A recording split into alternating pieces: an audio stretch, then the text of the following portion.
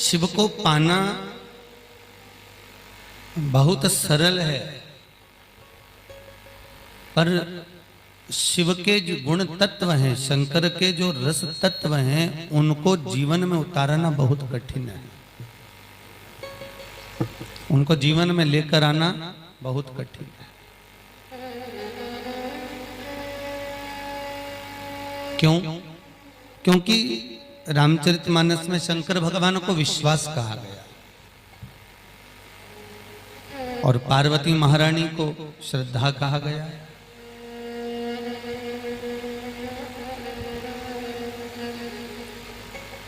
जब हम शिव जी की आराधना करें, जब हम शंकर जी की पूजन करें, जब हम शिव की अर्चना करें, जब हम शंकर भगवान पर जल चढ़ाएं, जब हम शंकर भगवान पर बेलपत्र समर्पित करें, जब हम शिव को धतूरा समर्पित करें, हम शिव को जब पंचामृत समर्पित करें, तो यह हमारे भीतर भाव प्रकट होना चाहिए कि हम विश्वास को अपने अंतर्गत उतार रहे हैं।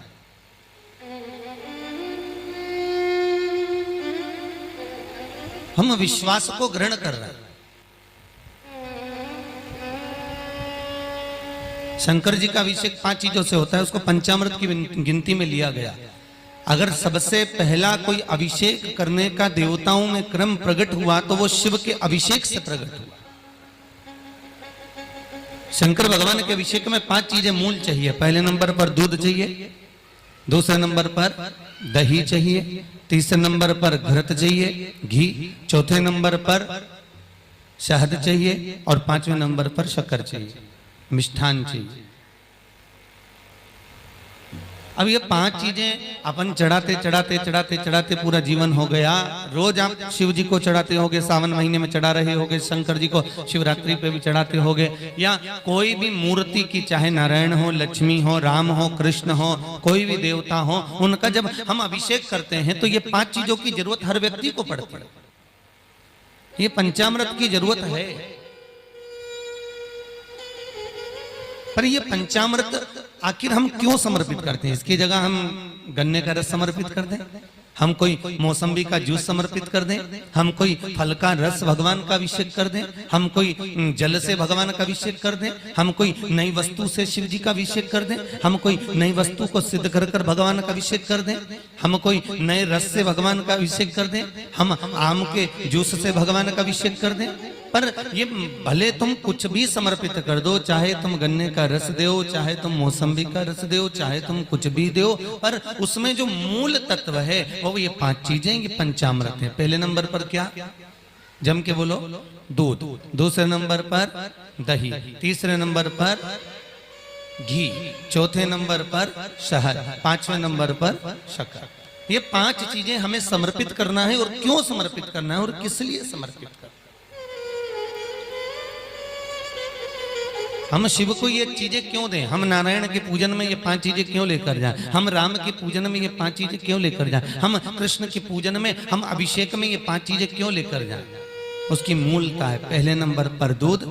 भगवान शंकर को जब हम दूध समर्पित करते हैं तो हमारे घर का वंश बढ़ता है। क्या बढ़ता है? वंश।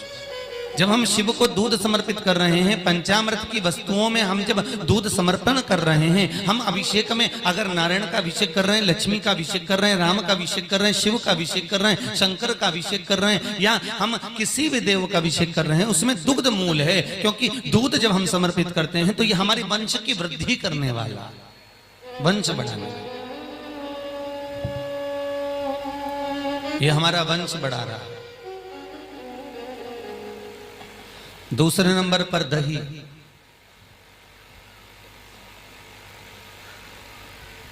ये दही शिव जी के चरणों में, ध्यान दीजिए, दही बनाना आता है आप लोगों को?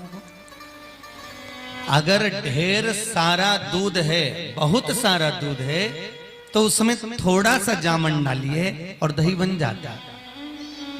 एक भगोना दूध को भी थोड़ा सा जामन जमा देता है। उसी तरह शास्त्र कहता है कि यहाँ दही शिव को इसलिए समर्पित करा जाता है कि अगर भाई भाई में विवाद हो रहा हो, देवरानी जेठानी आपस में झगड़ रही हो, अगर कहीं सास बहू में क्लेश हो रहा हो, किसी का घर टूट रहा हो, किसी का घर अगर खंडित हो रहा हो, कोई परिवार आपस में टूट कर जा रहा हो, कोई भाई भाई आपस में झगड़ कर जा रहे हो, तो शिव का अभिषेक दही से करने से परिवार वापस जुड़ जाता है। इसलिए पंचामृत में दही की मूलता कही, पंचामृत में दही मूल हो गया। आप लोगों ने भी न जाने कितनी बार अभिषेक करा होगा, परंतु आप लोगों को भी सोचने में आता होगा कि दूध क्यों चढ़ाएं, दही क्यों चढ़ाएं, घृत क्यों चढ़ाएं, शक्कर क्यों चढ़ाएं, घी क्यों चढ़ाया है।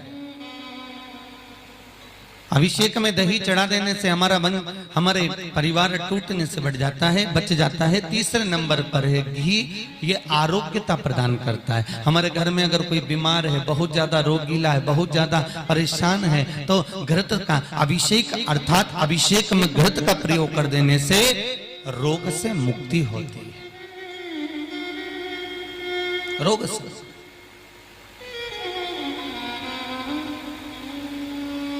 जैसे बहुत भारी जो व्यक्ति होता है ना, बहुत बीमार, जिसको बहुत बड़ा रोग हो गया, कैंसर जैसा रोग हो गया, बहुत भारी रोग हो गया, ठीक ही नहीं हो रहा है, उसको कुछ नहीं करना चाहिए। सरसों का फूल, सरसों का फूल देखा है, जो राई होती है ना, सरसों का फूल होता है पीले कलर का, इसमें के 108 पुष्प प्रत्येक सोमवार को शिव को समर्पित करना चालू कर दीजिए।